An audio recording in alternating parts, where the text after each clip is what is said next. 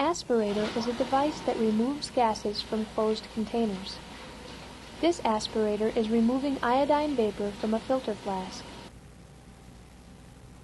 The filter flask is now connected to a metal can. The aspirator is turned on, and after 1 minute, the can has collapsed significantly.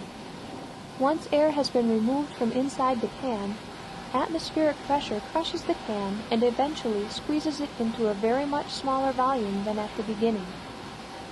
Atmospheric pressure is about 14.7 pounds per square inch, enough to crush a strong metal can or to support a column of water about 30 feet high.